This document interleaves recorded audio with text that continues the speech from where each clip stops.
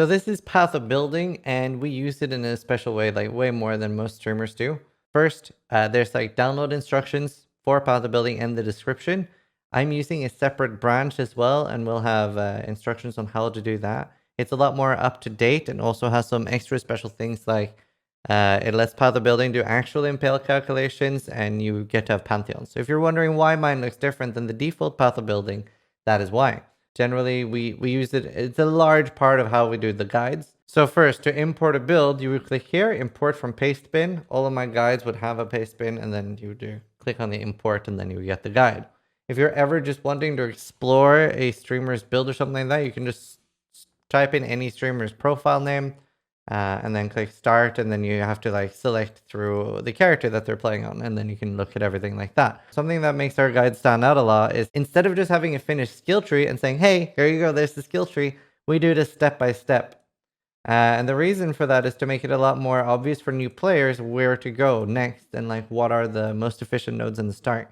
Because if all you got was this, new players would know where to go here, here, or here first.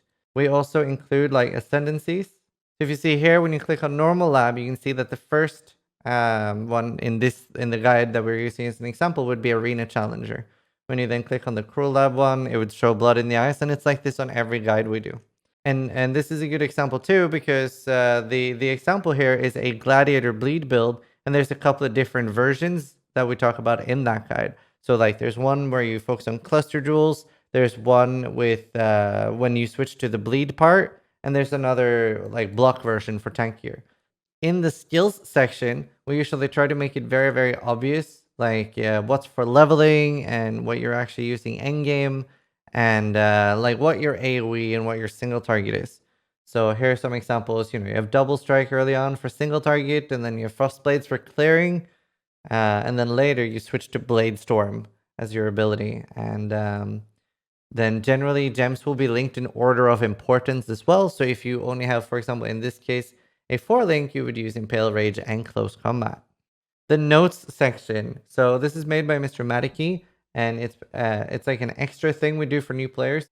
Like it looks like a big wall of text, but what this does is that it shows players where each gem is and where you can buy it and where it can be found. And for example, if it's a gem that you normally don't get as that class, we'll try to specify that as well. There'll also be some extra notes like, what to ascend, what the pantheons are, what the bandits are. So some extra info there so you don't have to like ask around a lot. In the item one, there's usually things like early game, mid game, and then like, I am rich and I have the money to invest in this build. So there's different gear sets as well. And pretty much all the beginner guides are really aimed at being on a super budget. I never try to flash like crazy numbers like 20 million DPS, 30 million DPS. The important part about my guides is that a new player who doesn't know much about Path of Exile can achieve this, and we try to help you get that as much as possible.